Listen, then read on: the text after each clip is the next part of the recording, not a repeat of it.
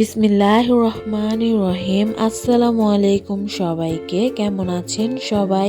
আল্লাহ তাআলার অশেষ রহমতে এবং আপনাদের দোয়ায় আমরা ভালো আছি। আশা করি যে যেখানে আছেন ভালো আছেন, সুস্থ আছেন। প্রতিদিনের মতো আজকে একটা ব্লগ নিয়ে আপনাদের মাঝে হাজির হলাম। আশা করি সবার ভালো লাগবে। তো আজকে রান্না করব মুরগির মাংস দিয়ে, নতুন আলু দিয়ে ঝোল আর পাতাকপি ভাজি করব। একটু একটু ছোট ছোট করে মুরগির মাংস কেটে দেব আর কি। এই যে রান্না শুরু করে দিলাম। এখানে এখন আমি মুরগির মাংস রান্না করার জন্য মশলাটা কষাচ্ছি।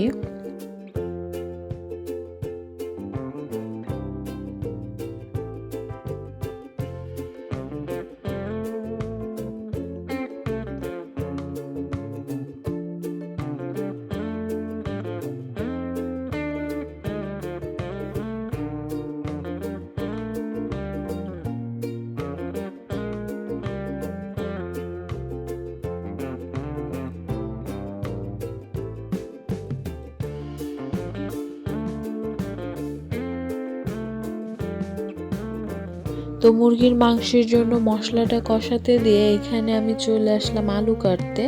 তো আলুটা কাটা হয়ে গেলে এখন আমি এগুলোকে ধুয়ে নেব।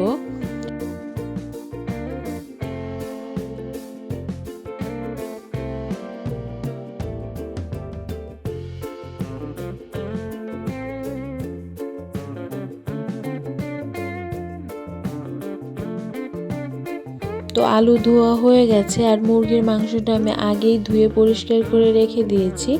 এখন মশলাটা কষানো হয়ে গেছে, এখানে আমি মুরগির মাংসটা দিয়ে দেবো এই আর কি।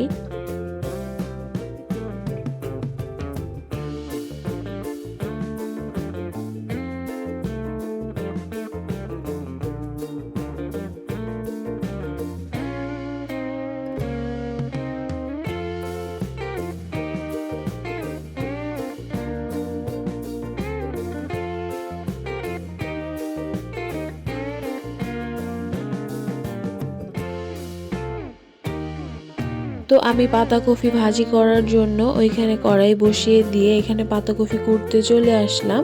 তো আমার যেহেতু এখনও পাতাকপিটা কাটা হয়নি, তো আমি সেদ্ধ করব কিভাবে, তাই ভাবলাম যে আগে আমি মশলাটা দেন মুরগিটা কষাতে থাকি, তারপর পাতাকপি সিদ্ধ করে কাটা হলে দেন ভাজি করে ফেলবো। আসলে এটা কাটার আশায় থাকলে আমার চুলাটা খালি যাবে, বাচ্চা কাচ্চা নিয়ে যত তাড়াতাড়ি সম্ভব রান্না বান্না শেষ করা। তো আগে এই জন্য মশলাটা কষাবো, তারপর পাতাকপিটা সিদ্ধ করব।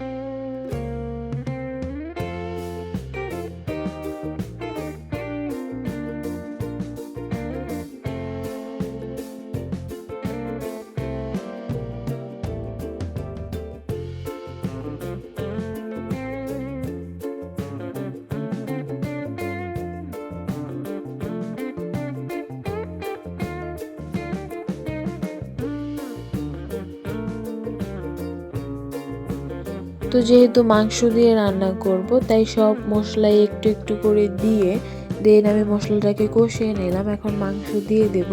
খুবই অল্প পরিমাণের মাংস। এই মাংসটা দেওয়ার কারণ হলো পাতাকপি সাদা যদি ভাজি করি কোনো কিছু না দিয়ে, তাহলে কিন্তু কেউ খেতে চায় না।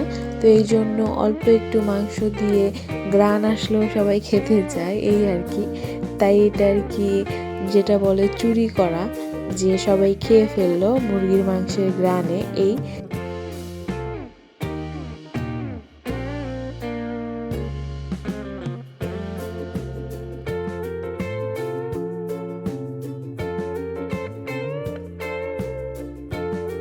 তো এইখানে আমার মাংস কষানো হয়ে গেছে, এখন আমি পাতাকপিটা সিদ্ধ দিয়ে দেব।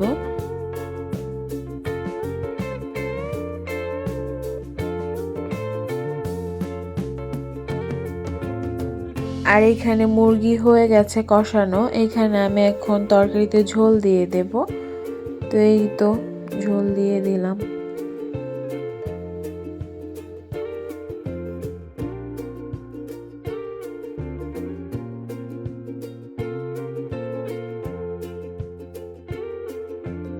তো এইখানে আমার পাতাকপিটা সেদ্ধ করা হয়ে গেছে, এখন পাতাকপির জন্য যে মশলাটা কষিয়ে রেখেছিলাম ওইটা আমি চুলায় দিয়ে দেব। দেন পাতাকপিটা আমি ঝরিয়ে নেব আর কি। অনেকে আছে যে পাতাকপিটা সেদ্ধ না করে এমনিতেই রান্না করে, তো আমরা আবার এইভাবে খেতে পারি না, তাই একটু হালকা সেদ্ধ করে পানিটা ফেলে দিয়ে দেন রান্না করি। তো এখন আমি পাতাকপিটা এই মাংসের মধ্যে দিয়ে দেব। দেন ভালো করে নাড়াচাড়া দিয়ে তারপর এটা একবারে ভাজা ভাজা করে আমি নামিয়ে নেব আর কি।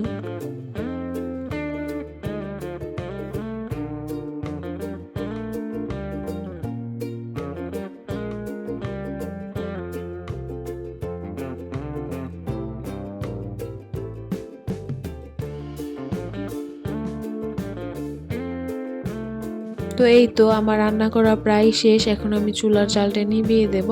আর এইদিকে আমার পাতাকপি ভাজি হলেই আমার রান্নাটা শেষ আর কি। তারপর আমি বাচ্চা কাচ্চাদের খেতে দিয়ে দেব।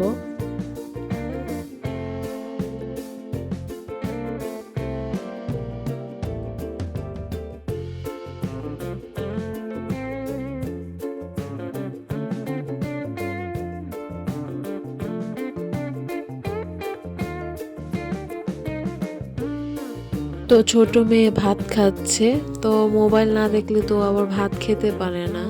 তো যাই হোক, এখানে ওকে আমি জিজ্ঞেস করলাম কি খাচ্ছ, ও বলছে যে ভাত খাচ্ছি। তো এই ভয়েসটা রাখা যায়নি কারণ আমাদের বাসায় কাজ করছে, ওইখানে অনেক শব্দ, এই জন্য আমি আর ওইটা রাখিনি, আপনাদের শুনতে বিরক্ত লাগবে। তো এখানে আমি আবার আমার বড় মেয়েকে ভাত দিয়ে দিলাম। ও আবার এসব খুবই পছন্দ করে, যেমন মুরগির মাংস, গরুর মাংস, বিরিয়ানি, পোলাও, এগুলো হলে মানে ওর কোনো শব্দ নেই, মানে ও কখন খাবে কখনই করবে, মানে ওই ধ্যানেই ওই থাকে আর কি। তারপর আয়াতের খাওয়া শেষ করে দেন আমিও খেয়ে তারপর একটু রেস্ট নিলাম। তারপর সন্ধ্যার পর আমরা সবাই হাঁটতে বের হলাম, সবাই বলতে আমি, হাফসা আর ইরা। আমরা এখন আর কি যাচ্ছি একটু ফুচকা খেতে। তারপর হাঁটতে হাঁটতে ইরার যে স্কুল ড্রেসটা ওইটাও নিয়ে আসবো, অনেকদিন যাবতই বানাতে দিয়েছি আর কি। ওর স্কুল থেকে প্রত্যেক দিনই মানে ম্যাডামরা বলে যে স্কুল ড্রেস পরে আসবা, না হলে নাম্বার কাটবো, কিন্তু পরীক্ষাতে নাম্বার কাটবো, ফেল করবা, এগুলো বলে দেয় ওকে। আর ও তেমন একটা কথাবার্তা গুছিয়ে বলতে পারে না, তো সে এগুলো নিয়ে কান্নাকাটি করে, আমি ফেল করব, স্কুল থেকে আমাকে বের করে দেবে। তো গেলাম ওকে নিয়েই যে চলো স্কুল ড্রেস নিয়ে আসি আর ফুচকা খেয়ে আসি। তো এখানে আসাতে খুবই ব্যাড লাক, উনি স্কুল ড্রেস খুঁজে পাচ্ছে না বলতে ওনাদের কারখানাতে ফোন দিল পরে, তারপর বলল যে স্কুল ড্রেসটা হয়নি, আরও একদিন পরে নিতে।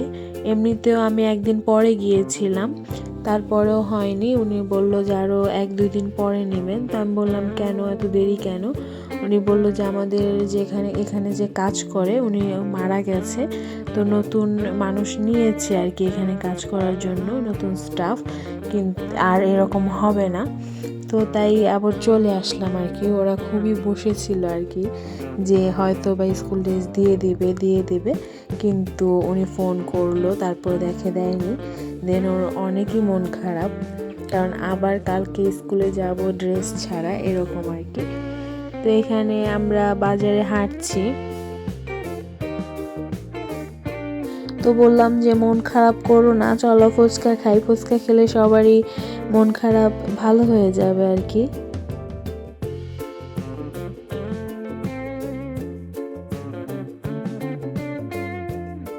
তো অনেকক্ষণ হাঁটার পর আমরা ফুচকাওয়ালার ওইখানে চলে আসলাম।